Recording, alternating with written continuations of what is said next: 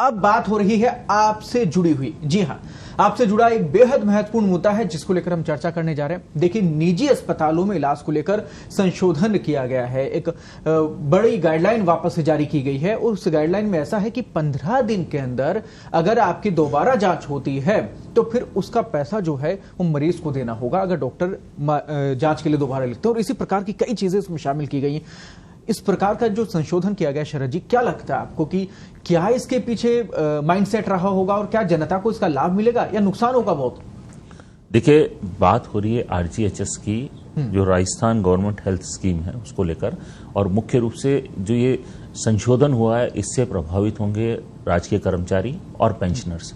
अब एक जो इन्होंने एक तरह से कहा है, इस गाइडलाइन में जो संशोधन किया है वो भी निजी अस्पतालों के लिए, सरकारी के लिए लागू नहीं होगा। पहली चीज, निजी अस्पतालों के लिए जो ये संशोधन किया है, अब पहली बात तो ये संशोधन किसने किया, किस तरीके से किया, क्या मेडिकल लाइन से जुड़े हुए लोग इस संशोधन के दौरान बैठे थे या नहीं बैठे थे, ये एक सवालिया निशान खड़ा करता है इस खबर के जरिए। क्योंकि आप बात कर रहे हैं कि एक जांच 15 दिन के अंदर फिर करवाई जाती है तो मरीज भरेगा शुल्क, ठीक है। अब इसमें एक बहुत ही नॉर्मल सी चीज में एक सवाल उठता भी है जो मैं पूछना भी चाहूंगा, अगर आप इस मंच के माध्यम से ही पूछना चाहूंगा सरकार से, कि हम एक नॉर्मल सीबीसी करवाने जाते हैं हॉस्पिटल में, जब आप बीमार होते हैं, फीवर हुआ या आपको कुछ और बीमारी हुई, सीबीसी करवाने जाते हैं, कंप्लीट ब्लड काउंट जो होता है वो, ठीक है। अब उसको देखने के बाद डॉक्टर आपको 7 दिन की दवा देता है जी, और 7 दिन बाद फिर वो जांच करता है, क्योंकि कई एनीमिक भी होते हैं, कईयों की खून ब्लड प्लेटलेट्स काउंट भी चेक की जाती है, चाहे डेंगू हो, मलेरिया हो, इस तरह की जो बीमारियां होती हैं तो प्लेटलेट काउंट डाउन होता है। तो आप, सिंपल सा सवाल ये है कि जब 7 दिन में वापस वो जांच कंपलसरी है तो क्या अननेसेसरी एक बर्डन गवर्नमेंट एम्प्लॉई या पेंशनर या जो भी आरजीएचएस स्कीम से जुड़ा हुआ है, क्या उस पर नहीं डाला जा रहा है? और सबसे बड़ी बात यह है कि एक बार निजी अस्पताल में एक डॉक्टर से इलाज करवाने के बाद जांच के लिए पेशेंट सरकारी अस्पताल में जाएगा, तो ये मतलब बड़ा इलॉजिकल सा मैं कहूंगा ये एक तरह से डिसीजन गवर्नमेंट का है कि किस लिए करना चाहते हैं, क्यों करना चाहते हैं। अब जिसमें शिप्रा विक्रम जो है परियोजना अधिकारी आरजीएचएस, उन्होंने बयान दिया है कि गाइडलाइन सिर्फ निजी के लिए, तो निजी या सरकारी नहीं देखा जाता है जब इलाज होता है जी, जो नियर बाई होता है, जहां पे वो जा सकते हैं, जहां पे इलाज कर सकते हैं, करवा सकते हैं, उसके लिए स्कीम होती है ताकि पब्लिक को कहीं ना कहीं सहूलियत। मैं अगर एक्स डॉक्टर से निजी अस्पताल में इलाज करवा रहा हूं तो मैं 7 दिन बाद अगर मुझे टेस्ट करवाने हैं तो मैं सरकारी हॉस्पिटल जाऊं, चाहे मैं इंडोर पेशेंट हूं चाहे आउटडोर पेशेंट हूं, मैं 7 दिन बाद सरकारी हॉस्पिटल जाऊंगा, दूसरे डॉक्टर से वही दवाएं लिखवाऊंगा और फिर क्या कहते हैं जांच करवाऊंगा, और उस रिपोर्ट को लेके मैं निजी अस्पताल में जा रहा हूं दिखाने के लिए। तो ये बड़ा मतलब इलॉजिकल डिसीजन है जो भी जिसने भी लिया है। और सबसे बड़ी बात यह है कि क्या वर्तमान में मंत्री जी को अंधेरे में रखकर यह निकाला गया है या अपने लेवल पे ही सरकारी कर्मचारी या हेल्थ डिपार्टमेंट के जो पॉलिसी मेकर्स हैं वो अपने लेवल पे काम कर रहे हैं? अब आप देखिए, इसमें इंडोर पेशेंट्स के लिए जो नियम बनाएंगे पैकेज दरों के तहत, पहली बात तो आप कैशलेस पॉलिसी दे क्यों रहे हैं अगर आपको इस तरह के इफ एंड बट्स लगाने हैं तो?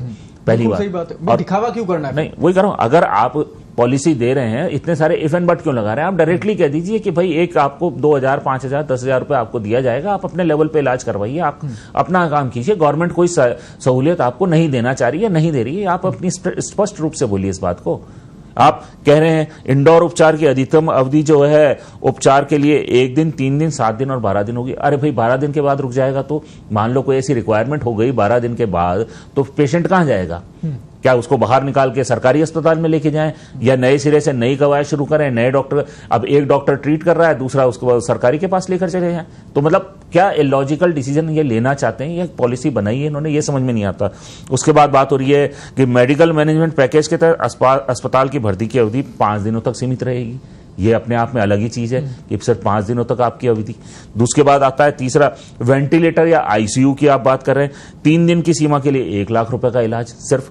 तो ये है क्या? मतलब ये एक्चुअली, और उसके बाद भी आपको अगर बढ़ाना है तो आप फिर सरकारी महकमे में धक्के खाते रहिए कि आपको साहब 3 से 12 दिन करना है। अब कौन से अस्पताल में 3 दिन में वेंटिलेटर से हटा लिया जाता है, कोई पेशेंट वेंटिलेटर पे जाता है तो मतलब ये डिसीजन एक्चुअली किस लिए बनाए गए हैं, क्यों लिए गए हैं, क्यों पॉलिसी में चेंजेस किए गए हैं, क्या गाइडलाइन बनाई गई, ये मतलब एक तरह से कहते हैं ना समझ से परे वाली बात नहीं हो पा रहा कि ये मंत्रिमंडल स्तर पर इस प्रकार के डिसीजंस लिए जा रहे हैं या सिर्फ जो अधिकारी हैं वही अपनी मनमानी कर रहे हैं, और मनमानी कर रहे हैं तो फिर उनको ये अधिकार किसने दे दिया कि आप मनमानी करें। आपका काम है इंप्लीमेंटेशन का, आपका काम है अगर जो भी चीजें ऑर्डर, जो भी योजनाएं बनाई गई हैं, जनहित की योजनाएं बनाई गई हैं, आप उन्हें सही प्रकार से उनकी पालना करें।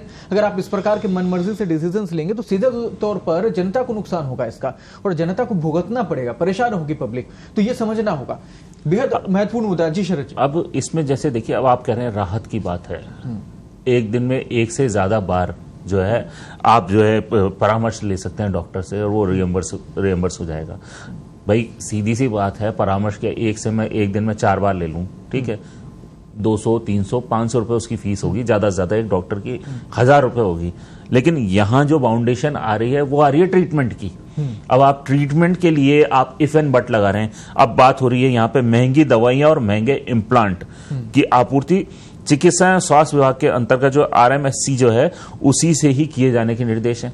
तो अब आप वहां पे भी तालमेल बिठवाइए कि वहां डॉक्टर जो लिखेगा वो हम RMSC में आए, वहां से अप्रूवल लें या वहां से आप जो है उस मेडिसिन को लें। तो ये मतलब एक्चुअली क्या है कि किस लिए और क्यों किया जा रहा है, ये एक्चुअली समझ से परे है कि आखिर सरकार इसमें क्या कटौती करना चाह रही है, क्या बताना चाह रही है। या तो ये है कि वो सरकार ये कहे भाई स्कीम इलॉजिकल है तो इसको हम बंद कर रहे हैं, इसके बजाय हम कोई नए सिरे से नई चीज लाना चाहते हैं। तो जो चेंजेस करना चाहते हैं वो इस तरह से टूट फूट वाली जो गाइडलाइन है, मुझे लगता है काफी हद तक इस मामले में मंत्री जी को खुद हस्तक्षेप करना चाहिए, गजेंद्र सिंह कीसर को, और पूछना चाहिए भाई कि भाई ये जो आप गाइडलाइन बना रहे हैं ये किस ब्याह पर बना रहे हैं, कौन ऐसे स्पेशलिस्ट हैं ऐसे जिन्होंने इस तरह की गाइडलाइन को तय किया है। जी बिल्कुल जरूरी है इन मुद्दों पर चर्चा होना, और जरूरी है इन मुद्दों को लेकर सरकार तक बातचीत पहुंचना। पत्रिका हमेशा से ही जन सरोकार और जनहित के मुद्दों को उठाता रहा है। आपकी आवाज बनकर हम हमेशा इन मुद्दों के ऊपर बोलते रहेंगे, सवाल उठाते रहेंगे, जब तक कि जिम्मेदार इस पर जवाब नहीं देते और जनहित में फैसले नहीं लिए जाते।